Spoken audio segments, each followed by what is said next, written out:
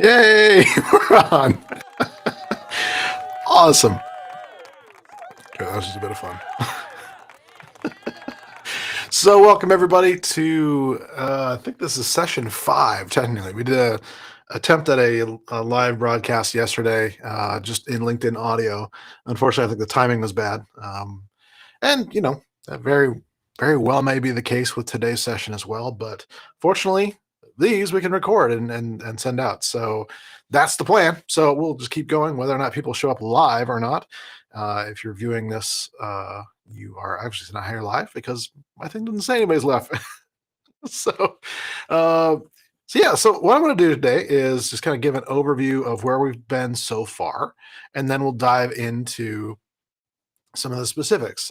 So mostly, obviously the biggest thing with all of this is talking about why, why we do goals, why we set schedules. All these things come back to a central point, and that is defined by you, not by me. So you have to be in touch with what it is that's driving you, your why, so to speak, the reason you do things.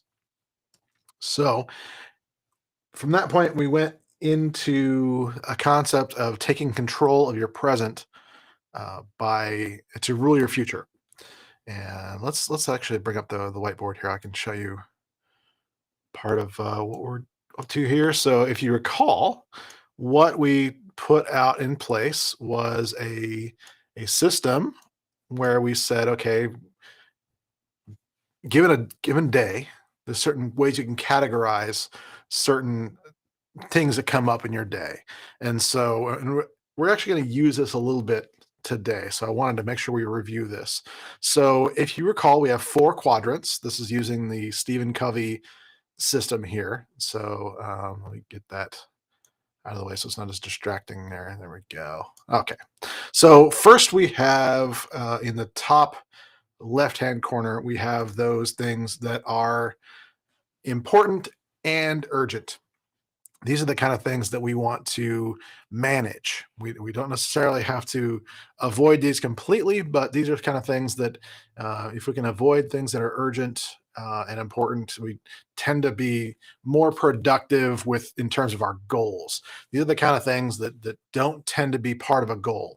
Very rarely is a goal something that becomes urgent because you want to be proactive about these sort of things. And so these usually are crises that come up, deadlines that are set by others, not you. In the world of IT, I deal with this daily with multiple clients, and very rarely does it all go to plan. Very rarely. And so, very often you have scenarios like I'm going to be facing in the next few days where something we have been talking about and on an almost daily basis, reminding people of needing a certain bit of connectivity in a project is going to come to a head tomorrow because that is the deadline that I've set of saying, look, if we don't have it by this time, we're going to need to just pivot and say that part of the project can't be done to our full delivery expectations. We'll do best effort kind of things from that point on. So there are things like that that come up that um, are those kind of things that can kind of cause a crisis of now we're having to pivot. Well, in this case, I'm probably not the best example because I've actually made that into a non-urgent thing by planning ahead and saying if this date doesn't work, then we kind of move it on. But what happens in information technology all the time is that you will have situations where you may not be fully aware of things are going on. Sometimes there are initiatives going on that impact you, and you don't realize it until you get to the Scrum meeting that morning. You may need to jump in and help someone else. All these things are things that keep you away from accomplishing the things you wanted to that day, for example.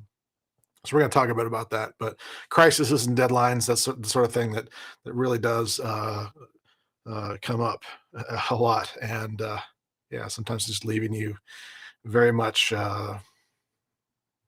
frustrated is the right word there. So let's talk about our next quadrant, which is the what I call the focus quadrant. These are things that are the most of what we want to be doing. We're going to spend most of our time here on things that are important, but not necessarily urgent. And so there's a lot of things that I gave an example of things like this broadcast, for example, where it is a scheduled thing, right? And so I want to honor that, and it's important. But honestly, if something else come up that was more urgent, that I felt was important enough, then I would say, hey, you know what? Let's cancel and let's do this another time, that sort of thing. So there's things like that that um, this can fall into the fact that that sometimes they're not urgent, but they are important. And this is where you want to put anything you're doing proactively, because you want to be proactive and not reactive. You don't want to be stressed out. So that's the way to do that. I know, weird concept, right? Yeah. So so what you want to do is work on relationships here. This is where you are focused on building not only just like things with your significant others, people like that, but also people in your office. These are the kind of things you put a focus on to try and build those things up. And so it may sound weird to say that going out to get a few drinks to the team afterwards is a level 2 activity or a quadrant 2 activity, but it kind of is. It's something that's important enough that you should do it to build those relationships. It also kind of fits into quadrant 4 a little bit, but we'll get into that in a minute. But also any agreements you have. This is where, like I was just saying, if you have a things that are in motion, like dependencies that you need to be able to complete a project, for example, then you put in agreements so that both sides are in sync as far as what a success looks like. Not just a we have expectations over here, we have expectations over here, and maybe they'll miss completely. But if you have an agreement, they come together, everybody knows what that looks like. And so what you want to try and do the most in your day to day, like we're going to be talking about today, is to say, okay, is this an activity I have an agreement on, or am I trying to meet someone's expectation? So keep that in mind. Come up with some tasks to think up of saying, you know what, honestly, sometimes you think there's an agreement when all there are expectations, and so it's very important to keep that in mind. So, with that in mind, let's go to actually the other quadrants, number 3, for example. Maybe. There we go. I can do this. Number 3 would be things to pretty much avoid, in my mind, at all costs. This is quadrant 3 is actually the worst place for you to be. You're spending times that are in tasks that are urgent. They've come up. They're in a point of time, but they're not necessarily important. So it is those when people drive by and demand you do something, or maybe they ask you to do something, but more often than not, it's more of just a demand on your time that takes you away from things you could be doing. And a lot of times they don't have the true rights to be able to do things like that, or they should be addressing that from a different perspective that's more proactive. All these kind of things come into this, but every now and then these kind of things come up. A lot of times they are busy work and things like that that honestly don't really give a lot of credence to your goals, but maybe there's something that needs to be done for someone else, that sort of thing. And it's just really just um, better if you could delegate those kind of activities, but sometimes you can't. For me, doing things like billing my customers is something that I'd love to delegate, but in the way security is going these days with like two-factor authentication, I'm now having to pull a lot of that back into my realm of responsibility. And so it becomes an activity that is, well, you could argue that's important and not urgent in a sort of way, but at the same time, from a mentality standpoint, that's something that I would much rather delegate. So I would much rather have that something where or kind of classify that as a a level, the quadrant 3 activity that I want to delegate elsewhere. So anything like checking email and things like that. And we're going to get a little bit into that today. I'm going to hopefully just blow your mind completely with that concept today, if I haven't already. But we'll see how that goes. So things like that. So actually, let's go into quadrant 4 here, just really quick. These are the kind of things you want to limit. This is your time at the gym, for example. Like it's not necessarily something you want to do all your time on, but you want to spend some time with it. So it's something you say it's not important, it's not urgent. Um, Yesterday is a good example of this for me. So I had a situation where I wanted to go to the gym. I had the time kind of slotted to say I can go to the gym, but this is why I'm say do as I teach, not necessarily as I do, because I don't get it right all the time either. But there were some things that I should have done last week that I realized yesterday were not done, and were going to take me some time. And realized that if I didn't get them done, it would impact some of my quadrant 2 activities later on. And so I made the choice last night to forego time at the gym. Yeah, but I did so, because I knew there were some other things I needed to do instead. And so, um, yeah, those are the kind of things. But level or quadrant 4 activities oftentimes are those things that are beneficial to you in general. Things like watching these videos. Something where hopefully, I mean, obviously, if you were watching live, it's a different story. But in watching a recording like this is something where you can pause, right? You can say, okay, I can take care of other things if I need to, but this is important for me. And so this quadrant actually is what we're going to be talking about primarily today, of how to manage things like this. Actually, quadrant 4 and quadrant 2 are going to largely be our focuses today. Because we're going to be talking about things that you can do in the margins of your schedule that are important enough to you. Um, Reading books, studying, all those kind of things that are good to do, but also some things that just are maybe not building towards your goals or other people's goals, but are good to do as a human being. So those kind of human tasks, like being social with people, and even, I hate to say it, but even spending time on social media and things like that, help in these regards. When you need those kind of mental breaks or thinking about something else, obviously, you know, uh, rein that in. Again, we're going to kind of talk about this a little bit, and look at that. So what I encouraged you to do was to put an amount of time to each of these tasks that you're doing, and make a quadrant like this for yourself, and to be doing this on a regular basis to look at the kind of things that you are doing with your time. And so, like, say if you have a 4-hour meeting that's billable and important, from that regards, by all means prioritize that.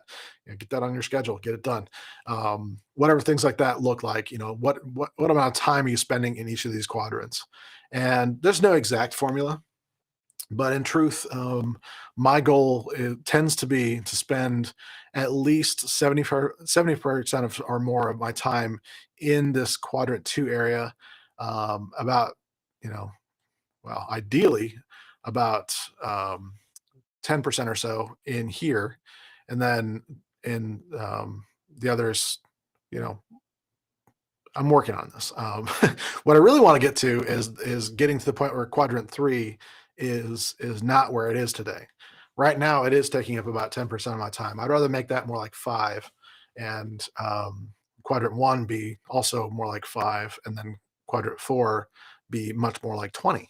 Uh, my math is kind of right there, but yeah, that'd be good. But some people like to see a balance of like 80% or more in quadrant 2. I'm not going to get lost in that. I don't think it's important. I think we need to maintain our humanity and our ability to adapt to what's appropriate for us. So please do that. Please just adapt to whatever works for you the best, and don't worry about getting it perfect or right, that sort of thing. That's not what we're truly after here. So let's talk about some other items here. So we have the smarter system that we went over, last week. So Yeah, I didn't should have done that. Anyway, so let's go over those real quick. So smarter goals, SMARTER, smarter. You might have heard of smart. This is even smarter. So the way we put this out is the S stands for specific, the M stands for measurable, the A is actionable, R is the new favorite, risky, T is time bound, which is we're going to spend some time on that today. we're going to break that down quite a bit. But it also needs to be exciting, which is connected to your why, and it needs to be relevant. In other words, something that is not just posturing, but is actually relevant for you, that sort of thing. And so, what we went into was some examples of the smarter goals, and we put them like this in my example of having things like trimming down, getting healthy. We kind of said, okay, what we can say specific about that, and then how do we measure that exactly, and how do we make that actionable, and is it really a risky enough goal, or is it too risky? Um, what kind of time frame do we have that to that? What do we need to achieve that by? Like I said, that's why we're going to talk about that today. Um, is this something that's actually exciting to you, and does that actually impact the way you look at that goal? And do you need to reform your goal to be more exciting because of the way it kind of looks in that regards? So also making sure that you have relevant goals that are not only specific but achievable in that regards, but also that are important for who you are in your time season of life, that sort of thing. So there's the losing weight example. I also gave some examples of a current project that I have in my margins, which is to formulate a course to help people that are wanting to become Citrix architects to have the confidence to do that. And so I kind of gave some examples of that as well. So yeah, so that's that. And then as always, any questions that come up, that sort of thing. And oddly enough, we haven't had a lot live, so hopefully we'll have some time in the future to address more of those and do that appropriately. So let's get into today's topic a little bit. And this is big. I'm not probably as prepared as I probably could have been for this one, but I wanted to kind of see how it went. It's a big theme for all of these videos, I guess you could say. But before we do that, let me get back into a concept here that is very important, especially in information technology, and that is what gets scheduled gets done. And so today we're going to look at blocking off your schedule even more. We talked about it in a previous video, but we're going to look into this a little bit more and kind of dive into that concept of how you can do this at a broader scale. So we're going to look in that regards. There's another kind of a mantra, I guess you could say, that I've adopted this year, and that is the concept of focus. So focus is follow one course until successful. So what this means for me is that it's really important for me to only do one thing at a time. It's very hard for me. I'm very much one of those, I don't know if it's just like an ADHD kind of a thing. I don't know what exactly that looks like or why I am the way I am. But the bottom line is that I tend to get distracted very easily by things that really sound good. This happened to me yesterday. Yesterday, this happened to me where I was in a presentation about something that was really very relevant to what I'm doing right now. And that is, well, to put it bluntly, it's looking at making things like workbooks and journals and things like that. And so I'm very excited about that because I want to be able to take the lessons that I'm teaching here and put them into that exact thing. So that's a very exciting thing for me. So naturally, because it's on my mind, it's very tempting for me to get into that mode of wanting to just jump into that and start doing that instead. Or, oh, well, this makes sense. This new information, I didn't know about it before, so I just need to adjust my goals to do this, right? And so what I'm going to talk about today is the concept of a parking lot, a place where you can have ideas that you pull in at a later date. Pardon me. So that is part of the concept here. But the point is that if you're always doing these things, putting a lot of effort towards them, that's time that gets taken away. It becomes urgent when it shouldn't be. And it gets time that's taken away from the things you should be doing. And I have to say that this is not only a pattern in my life, but it's something I see in a lot of other people that are not on an entrepreneurial path like I am, that are just really focused on providing for their family the best way I can, that are concerned about the passage of time, I guess you could say, where it's very much a concern that they've passed their prime or whatever, they can't learn new things. But the reality is, what's happening is not that they can't learn new things or anything like that. It's that they are constantly being distracted by other things. And if you give yourself the time to really make these things a priority of upping your skill sets or whatever that looks like, then it becomes possible. So very much relevant, I'm thinking. I certainly hope so. If not, then too bad, we're doing it anyway. So let's talk a little bit about that concept of just really getting nailed down into one thing and just doing that until you're finished, or you can successfully delegate it, or whatever that looks like, in kind of the IT context, and I'll put a little bit in my context as well. There's obviously things that are hard to say are going to be your complete focus. So things like trimming down, getting healthy. If I think of the show The Biggest Loser.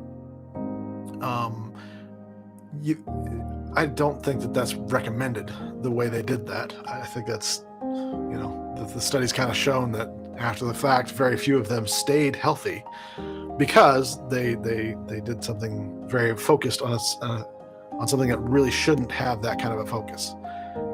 But it proved out the concept pretty well that you can do rather extreme things if that's all you're focused on. So let's think about what the folks there had to do. So they were taken out of their world. They were put in a place where they were no longer in their areas of temptation, anything like that. They had resources they didn't have access to. They had accountability they didn't have access to, and they had a community that they didn't have access to previously. So this is a very much a different scenario than real life tends to be. But like I said, it shows that if you are able to focus at that level, then you can achieve really amazing things. So what we're looking for here is a blending of those concepts, where we're saying, okay, it's not we're going to ignore the rest of the world and just do our thing, because that would not be exactly appropriate. But what we are going to say is that we want to do our very level best to take our day-to-day and allow ourselves to say, okay, if I have room in the margins, what am I going to do with that? What am I going to do with that time? And that's where this focus comes in, because we are splitting things up into smaller achievable items.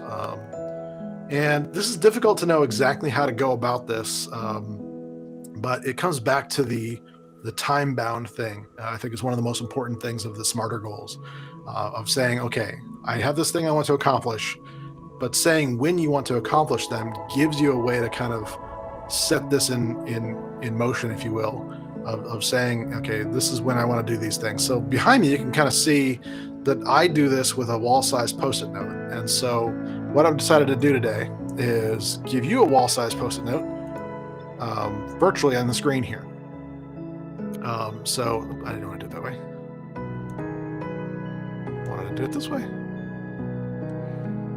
So let's say, for a example, that we want to say this is our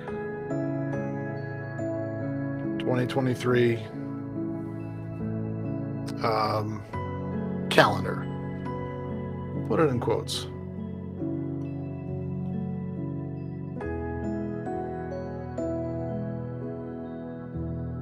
I will make this so I can write a little bit better. Okay, here we go. So what we might do is we might say, like I've done behind me here, is we might say, let's divide this into quarters. And so we have, I just need to figure out how to make these actual straight lines by default or whatever. But anyway, what this is going to look like is you'll have quarters, and you'll notice something. I'm actually, since we're at the end of March when I'm recording this example, I'm actually not doing full quarters, but we could. I mean, if we just maybe we can make a better example here. Let's make these into actual quarters.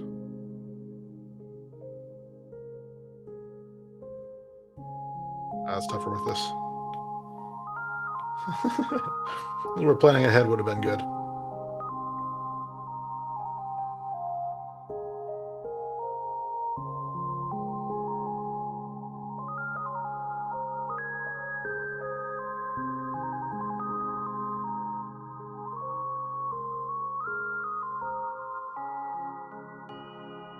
Okay, so we have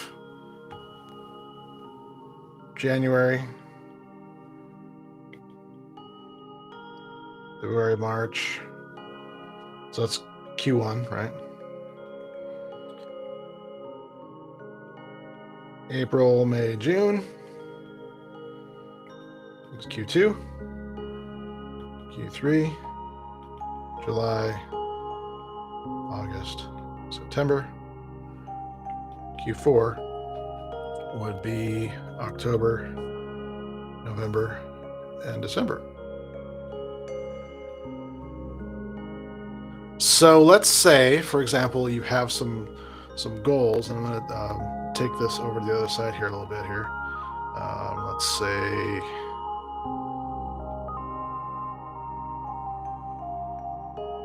we have, oh, look at that. It does do straight lines if you ask nicely, I guess. So let's say we have a list of things we'd like to do. And again, I'm going to get all experimental here, and we're going to try a grouping of Post-it notes.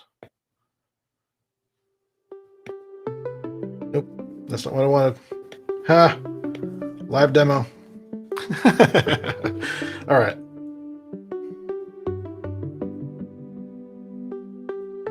I think these notes are designed to be not handwritten, but typed. So I think that's why I'm struggling here. I apologize. So let's say that we have a smarter goal here of getting healthy, right?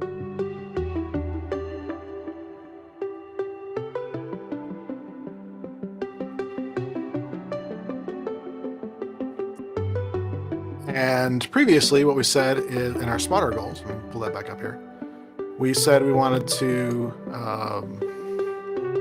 lose or shed 43 pounds of visceral fat by August 15th, right? That's the most of it that's into that. So 43 pounds of visceral fat.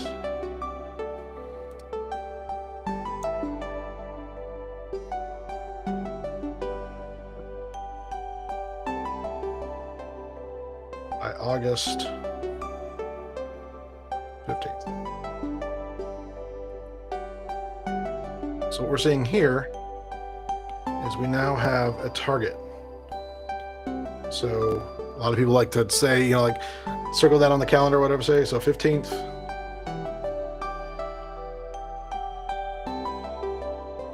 We want to shed 43 pounds of fat. Okay, so that's the way that would look. Now, you find yourself asking yourself, how do I get from point A to point B? And this is where these kind of things come in. So what you'd want to do is say, how do we split this goal into smaller chunks? And what I like to do is start with the overall goal. And we kind of talked a little bit about this, but starting with the overall goal. So, okay, let's say I have 93 pounds today, and I want to shed 43 pounds. Well, that may not be an easiest number to get down within 8 months or so, but not impossible. So what we do is we say, how can we split that into smaller chunks? And so chunk 1 would be, this is 43. Ooh, can you see me revert?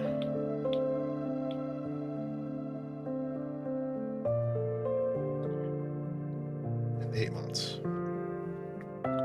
Well, common logic might say, okay, you just divide that by 8, right? And so you have roughly about 5 1/4. So would that be? Would it be 5 pounds a month? Well, maybe not. Maybe that would look like there's a period where you're losing a little bit, but not a lot, while you're building up other things, building your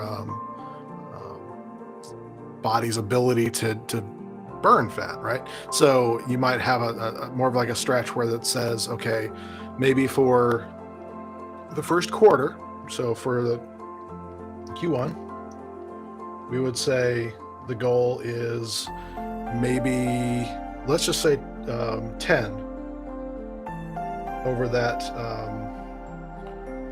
period of time, right? So then you have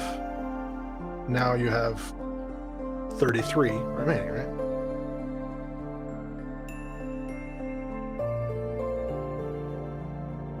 So now you kind of got some momentum going. You're getting there. So maybe we say Q2. This is our big goal month, right? So this is where we say these 3 months we're going to say, okay, let's look at more like 20 pounds during this time frame. So now we have 13 pounds left. And maybe Q3, we only have 2 months. Well, that's a month and a half.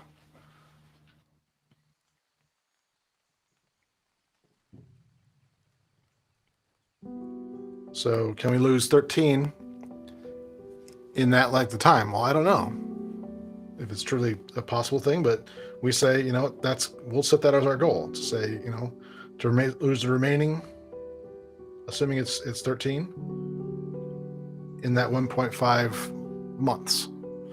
That obviously, this is pretty extreme, right? This is not medical advice. You wouldn't want to do it like that. Losing 13 pounds of visceral fat in a month and a half sounds pretty extreme. But, hopefully you get the point of what I'm getting at here, is that you can adjust these. But now we have, instead of a year-long goal and this big daunting number, now we've broken these into smaller chunks that we can handle. So now it's 10 and 20 and 13, right? So these are smaller chunks of the larger total. So now we work on, okay, now we have these in 90-day goals. What if we now were to put these into 1 month goals? And so we say in the month of January, for example, maybe we want to lose, well, we can just keep this simple and we'll say 3, oops.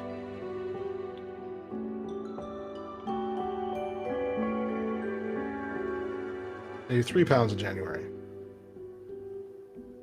All right. So now we have 7 to go. So we say in February, maybe we say another 3. Because that's the way our bodies kind of work from what I've been gathering. And then maybe in March, we can say 4. Okay. So now we've split that down into those kind of goals, and then we go on with the rest. Obviously, like say for example, you know what? I'm not going to take the time to do all of this. I'm going to kind of break this down into some manageable chunks, kind of where we are. So for example, we're about to go in. We're into March right now, right? That's where when this video is being recorded is in March, and so I know that my goal here for the month of March is to lose 4 pounds. So March equals 4 pounds. Well, there's 4 weeks in March, right? So that's a pound a week. So basically this means 1 pound per week.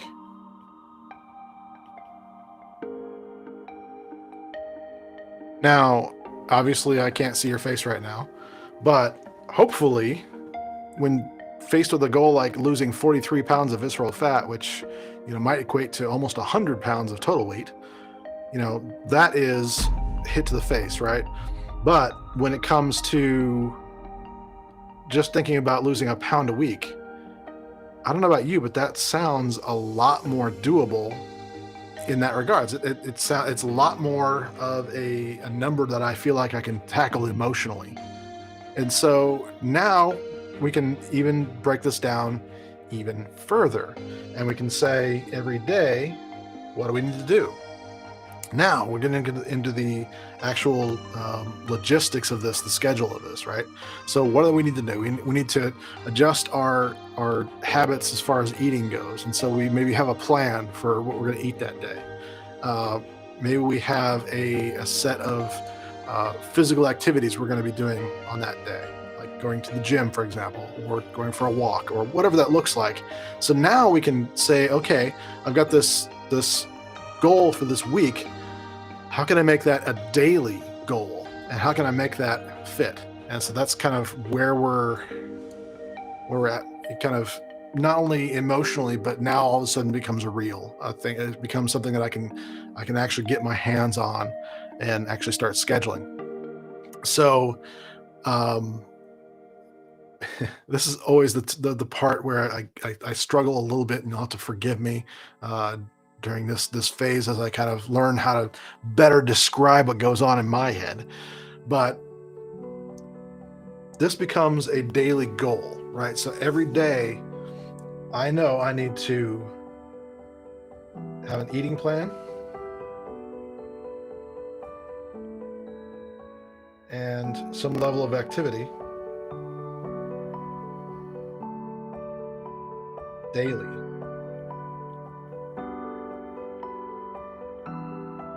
And remember, it's our measurements that matter, right? So if I haven't accomplished, maybe I need to increase my activity, or maybe I need to make an adjustment to my eating plan. Every month at my gym, I go in for a body scan, and we kind of look at that. My nutritionist and my trainer look at that and say, okay, well, what do we need to adjust here to make this successful? And so the more data we have, the more information we have, the more we can adjust these to make them successful, but the goal stays the same, right? So I may be adjusting things tactically on a daily basis, but my overall strategy stays pretty much the same. It's just making those small adjustments to make the overall goal work, right? Because I have something I'm shooting for. I can't remember who said it. I think it was Zig Ziglar or something like that. Said, aim at nothing, you will hit it every time. Aim at nothing, you'll hit it every time. So what we want to do is we want to have something we're aiming for, and this is how to do that. So let's break this out into, now that I've given you kind of an overly complicated example, I could probably do this with the same thing with the course and whatnot. If we have time, we'll get into that, but we'll see. So what I want to do is actually start kind of a new section here. And let's bring ourselves in a new little notepad. And let's make this kind of our daily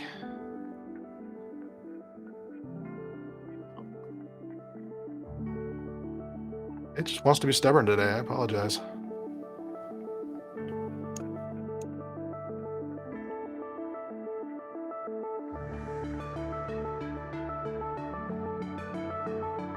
Yep. Here we go. So here is how I will tend to structure my days. And this is going to seem a little bit weird for people, I'm sure. But what I like to do is have kind of off to my side here, kind of a overall schedule for the day, usually blocks of hours. And so I'll just have a grid that looks like this, where you have various hours of the day of your, people call it working days. Some people call them waking days. They're just days, all right? So you just have a grid.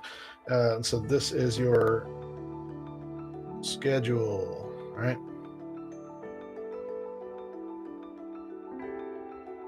So obviously you'll put in any of those kind of quadrant 2 activities at this point. So let's say you have some meetings and things like that. You'll put those in when they're scheduled. But what you might notice is, like, say for example, I have a let's say I meet with client A,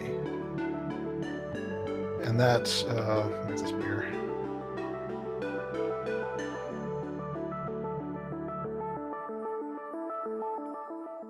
Let's say that blocks off 4 hours of my day. So that will be time that is kind of scheduled, it's allocated for that. And then maybe I have a second client that's maybe down here. So maybe client B. But that's only for an hour. And maybe I do these crazy live videos, and I say, you know what? I'm going live for 1 hour. Maybe I do that right there. Hopefully what you're seeing at this point is that there are margins. And this is where in the IT world, sometimes there are drive-bys. This is where sometimes you will notice that people tend to leave you alone when you're in a meeting, and not always, obviously, because sometimes we're people of IT, and this is just the way it goes, right? So what I like to do in these kind of cases is try to do what I can to basically make myself busy in an appropriate kind of way. Just blocking off your entire day and appearing busy and appearing offline isn't really always appropriate, nor is it really all that healthy. Really you want to be able to still have time for those kind of quadrant 4 activities and still have time for yourself and things like that. So let's say, I'll give today as an example, where I had lunch with my wife.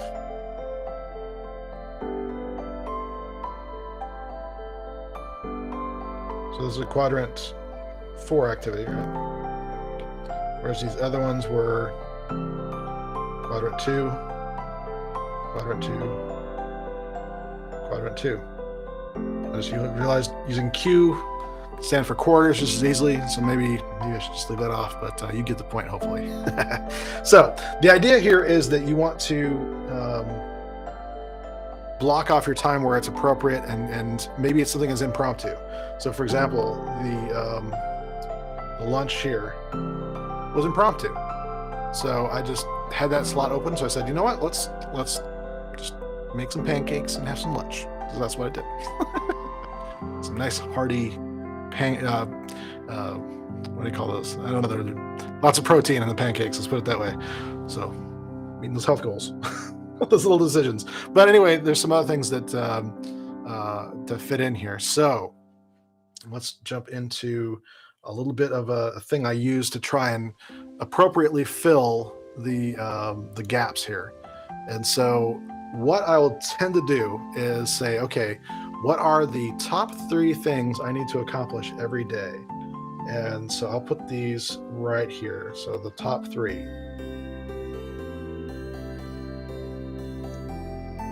So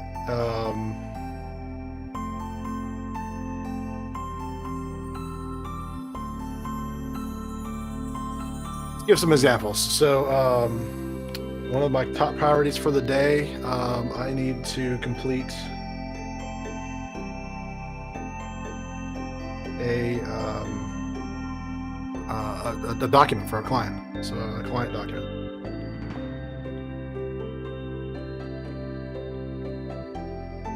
By 5. So that I can get that into the people that need to see that. So what you can see here is that I now have something that needs to be worked on kind of in the margins here, but also has something time keyed to it. And so I need to do this by 5, because one of my other activities today would be to go to the gym. So I'm hoping to get that on schedule for this afternoon. So that's why I want to get that done by 5, so I can actually get out and do that at a decent hour. Or sometimes I might flip that around. It kind of depends on what that looks like for your day. So let's do some other top 3 things. So let's say that I need to complete an outline or start an outline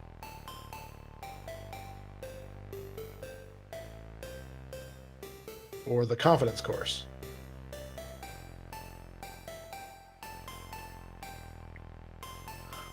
And I've already done some of this already, so I'm just going to give you an example. This is actually for module 3. So I need to do some of the ahead of time work for that, creating an outline so I can start filling it with content later. So that's one of my tasks for today. So just to nail this down a little bit. So just kind of thinking about this like we did before, where you have bigger goals and you're splitting them into smaller chunks, right? Same kind of thing with things like developing this particular form of content. It's a big, complicated thing. So splitting it into smaller things works. And so I will actually have a whole, we're going to get into that in a minute, we'll talk about this today, or if we don't have time, we'll talk about this next time, about the overall system that I use to kind of keep this all going and reviewed on a regular basis. So we'll talk more about that either today if there's time or later on. Stay tuned. So anyway, the point is that we're taking these smaller chunks and we're saying, you know what, I'm going to make this a priority for my day. Top 3. I should say it's top 3 for me. You'll see why in a second here.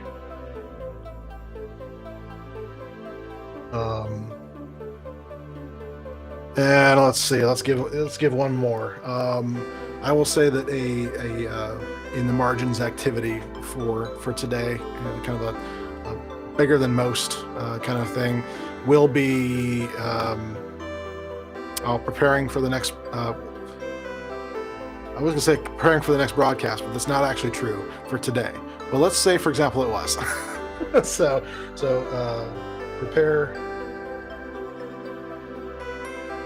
notes for the next broadcast.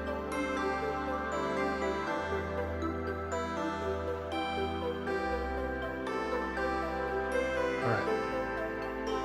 So we have a top 3 for me. Some of you might need to do this a little bit differently and have a top 3 for them. What you might need to do is take your client thing here and move that into your top 3 for them. All right. I think doing that made it a little funky, but I think you get the point.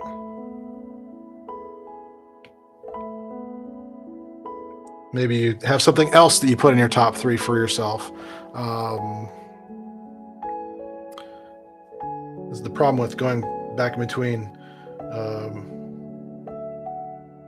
Oh, you know what? Actually, I do know a way to look at this. So I've got a kind of a parking lot of activities. So for example, I try to post on LinkedIn every day. That's just something that I've gotten into the habit, which is technically a habit goal. But in this case, I'm trying to reach a certain number of followers, and I've realized that regular activity has something like that. So I'll just group this into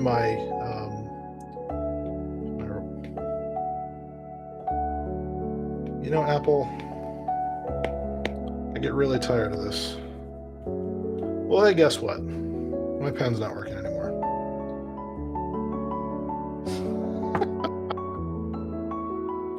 Okay, that's just great. Love doing these things live for that reason.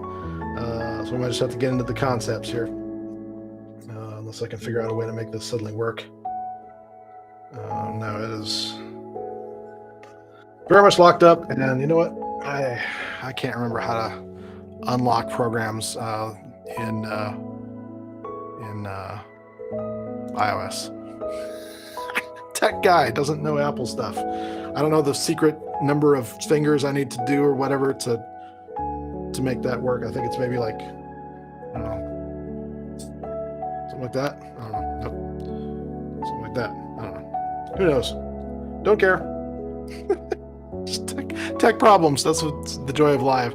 But the point here that I'm trying to make is that when you have a system like this, you can actually specify some things that are initiatives for you, and then maybe some initiatives for people that are outside of that. And so you might have a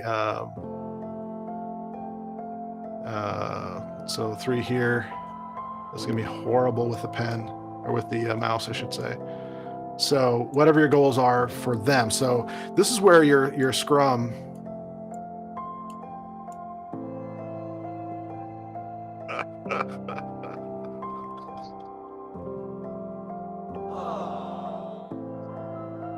so that comes into play, right? Your items from your daily scrums would be, okay, what are the top 3 priorities you need to work on for them today? And you'd be able to put those into these areas where they make sense. And so maybe you're saying this is where your priorities like this that you need to put on a certain schedule in order so they get done.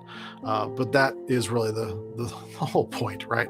Is to be able to say, okay, I need to be able to take things from here and put them into here.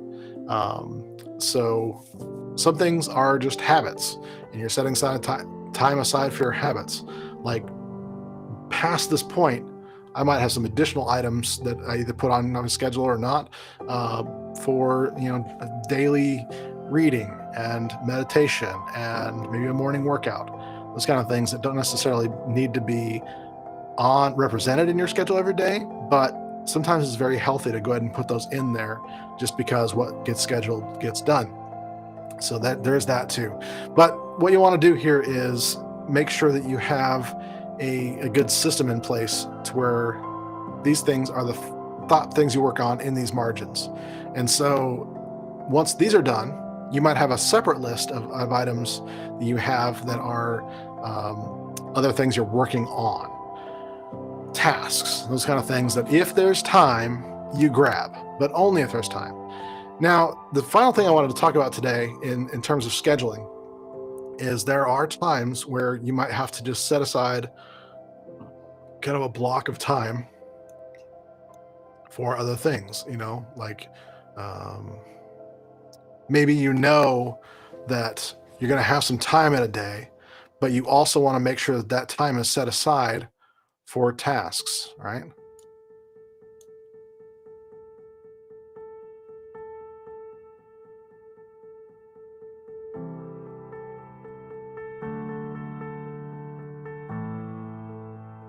Not ideal.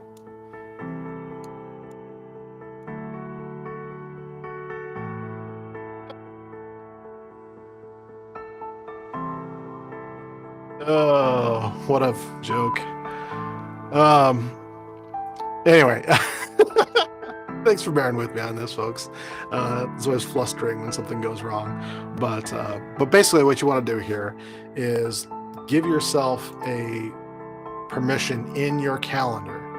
Block off time when it's necessary to say, this is when I'm going to work on my top 3 tasks, okay? A lot of times, when it comes to fitting things in the margins, if we don't do this, If we don't set that time aside, a lot of times what'll end up happening is either it'll get reassigned for you, somebody will jump in, or whatever. But when it comes to our professional lives, what's important about this is especially some of those quadrant 4 activities where we're really just working on ourselves and bettering ourselves, and sometimes that's things that actually benefit your business. So learning, studying for a certification, or just to learn a new skill set, working in your lab, whatever these things look like, a lot of times they are actually beneficial for your company.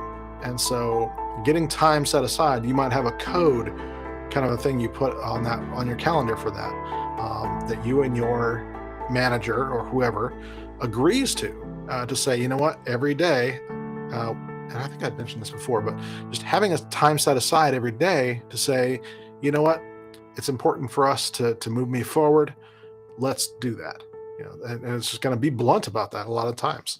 Obviously, relationship matters, and you shouldn't go in there demanding those sort of things. But if you can both come to an agreement that it is important for you to be spending time to move forward, then by all means, that is the thing to do. And so having a time set aside on your schedule to actually do that, to actually have those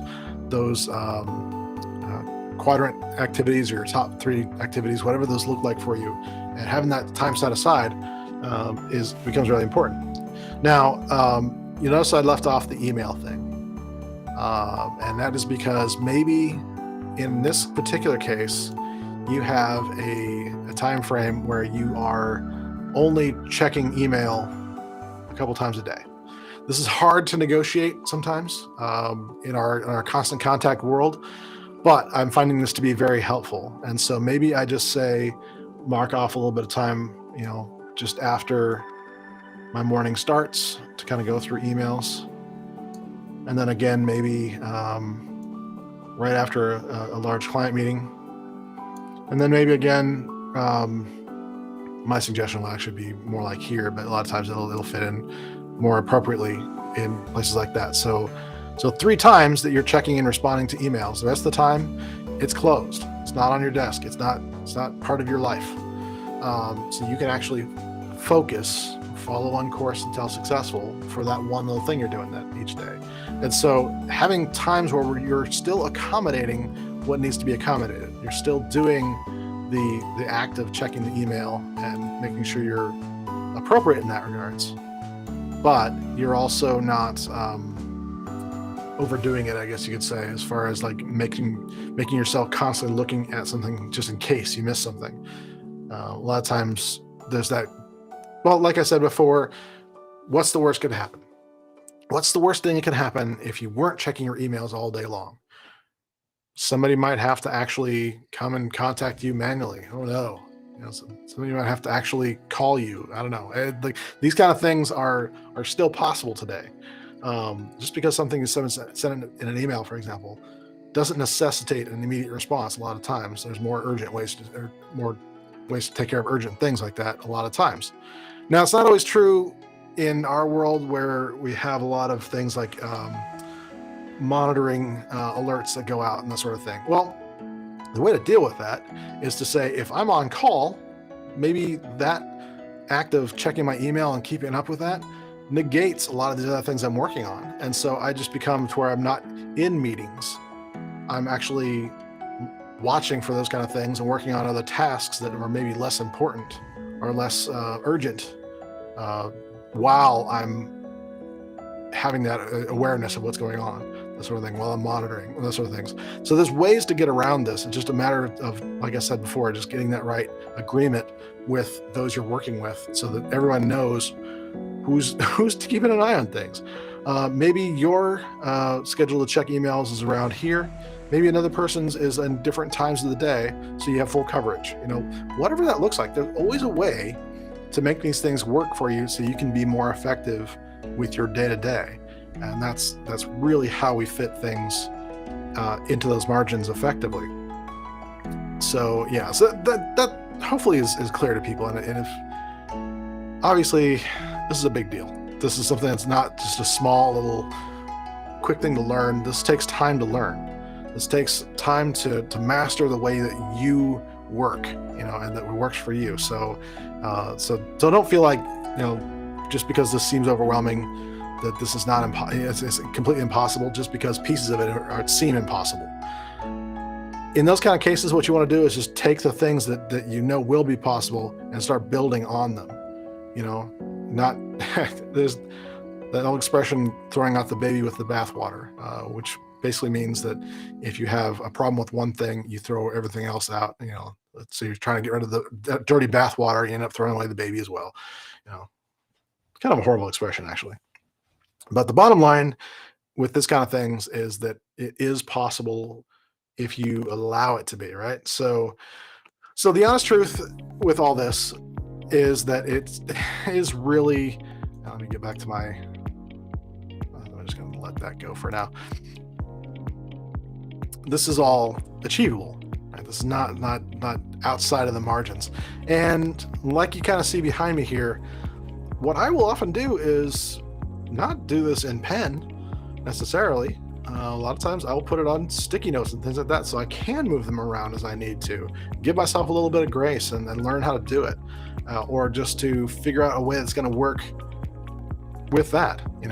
Still shooting for goals, still looking to achieve things in a specific and measurable time frame, but at the same time giving myself a grace to move that if I need to, or adjust my tactics to meet that strategy. And that's really what it comes down to when it comes to succeeding in life in general, but specifically in information technology, where you need to be adaptable in that way. You need to be able to say, you know what, I've got these things I want to do in my life, and if I am constantly feeling like I can't do them because of the things I do with my life or my job, that's a trap you'll always be stuck in. And I really want to get you out of that. So really what it comes is getting you to the point where you don't need to rely on others to set your schedule. You can start being more proactive and doing that yourself. So I hope this has been helpful to you today. If there's any questions, feel free to put those into the chat section of the various places I'm broadcasting this right now. But I do hope that this is something that will be inspiring to you. Do you need the inspiring music? Is that something you need? Do you need the big rush, the excitement of saying, "Oh my gosh, I can do this"? I'm kind of mocking myself right now, but it's the truth, right? It's something where you need to realize that you are empowered to do these things, whether you realize it or not. So the honest truth of all of this, when it comes down to it, is that if you want to be somebody who achieves your goals, that actually makes it so that you can move forward in life and have more of that time in that quadrant 2 area that we talked about, where you are effective with your time, you're delegating the things that you need to be doing less of, you have good agreements in place so that you're all working towards something that's common and everybody knows is going to build success. That's achievable, and it's something you should be striving towards in my mind. So if you have any questions on that, please feel free to let me know. But it's been great to be with you today, and I will see you on the next video. Bye, everybody.